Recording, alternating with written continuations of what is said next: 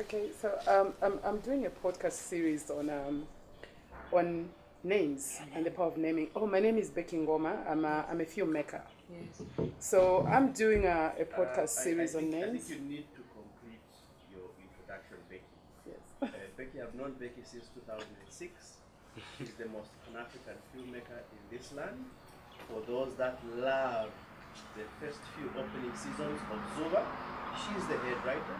That woman over there, in case you don't like Zula as much today, if you don't see anymore, that's Becky Ngoma. Give us some respect. Thank you. Thank you so much, Mote. Interdisciplinary. Yes. First time I'm seeing musicians, theater people, filmmakers, literature people in this look-at platform. So all kudos to you there, Ngonga, and Mr. Becky. Take it away. Yeah, so I'm doing a series on naming, and it's something that I found very attractive because I'm born between two cultures, Southern Africa and West Africa. So I have my West African names that I don't really use. It was a political issue, and then I have my Zambian names. So I was looking at what is the power of names, and I realized through my little research that actually names in Africa are very spiritual things, and it's a connection to our ancestors.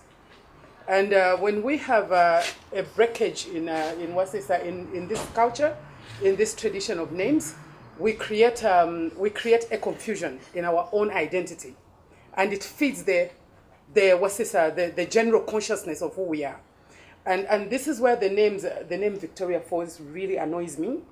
It really bothers me because what we did actually, when we as Zambians, it doesn't matter who calls it Victoria Falls, but it matters to you as a Zambian when you call it that, because you are actually insulting your entire connectivity to your consciousness and those that were before you, the ones they call the demons, who literally live in our genealogy. You know, they'll tell you got cancer because it runs in your family, but yet they tell you you're not connected to that great-great-grandfather. Exactly. So what it is like our ancestors still live within us. They still live. I mean, like if you look at your nose, you look at your teeth, you look at, there's a whole people, a whole system that lived before you, that constructed your personality, that constructed your traits, that constructed everything that is in you. Okay? And then so now when it comes to the power of naming, names, according to my research in Africa, when we give a name, we are casting a spell. And spells are powerful, okay? We speak it into being. Even the same Abrahamic religions are actually claiming it. God created the world in 7 days using what? Spells. Yeah. Isn't that what they were saying? Let there be light, and there was light. Let there be what, and there was what. And let there be, exactly, yeah. And so first, what it is they bring the Abrahamic religions, and in the Abrahamic religions, they tell you need to disown your African name. And that was a spiritual breakage. That was the first disconnection point from you and your source of power, which is your ancestors. So basically, you remove your name as Taonga, and then you become John, or you become Fiona. Yeah, like yeah, you become named after a British ancestor. What names are Black African Americans carrying? The names of their slave masters. Basically, it's the same system, but redone, colonized through religion, and we're still practicing this spiritual colonization over and over. And now coming to the naming, the moment we say Shungu na Mtitima, those names, they carry essence in the consciousness of us as Black people, as African people, as Zambians. It carries a consciousness that we are all connected to. But when we go and actually, we keep saying Victoria Falls, we keep casting this spell over and over again. We are affirming it over and over again, and we are giving it power in the unconscious. Yeah.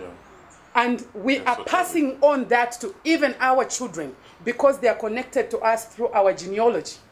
DNA and science is actually affirming that now, confirming that now, that actually we are everything our ancestors were, that DNA keeps information of everybody that is in your family tree. And I've come to prove it on my own. I've grown up with my mother's family. I didn't know much about my father's family, but apparently I saw a lot of my traits actually come from my father's family. And then I come to see that, like, oh, this is your great-grandfather. Oh, your great-grandmother was like this, and everything. And then, so to tell you that you are disconnected from this whole ancestral system where you come from is where the nonsense first starts. And religion has been perpetrating that. It has been perpetrating that. And the other time we were laughing, that's why I'm saying, like, I think the biggest problem that we have is we listen without researching. We listen too much without researching. We don't want to question things. We never want to question the status quo. And I think for me, religion was a problem the moment I asked my Sunday school teacher when I was 7, and I'm just like, wait a minute. Why did this God literally chase the devil from his space Should have kept and it there. send it to the Garden of Eden to where his most beloved children were? Because for me, I was looking at the whole parent-child construction, okay? How does a parent treat a child? I was like, that's literally my mother sweeping a snake from her bedroom right into my bedroom and coming to blame me. A snake that she created. It didn't make sense for me. Exactly.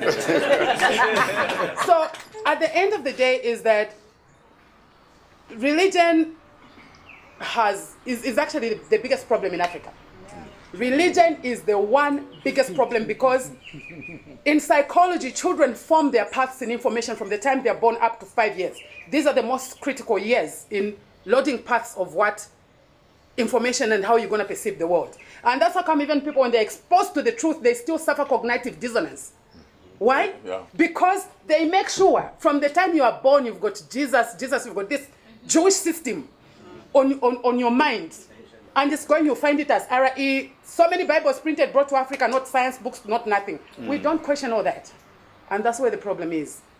And I just think, and for me, this is something that I've taken as a parent. And for everybody as a parent, not just a parent to your own children, but as a parent to even your neighbor's children, is... The generation, even. Exactly, yes. Let's start teaching a different truth to the next generation. Sip a drink.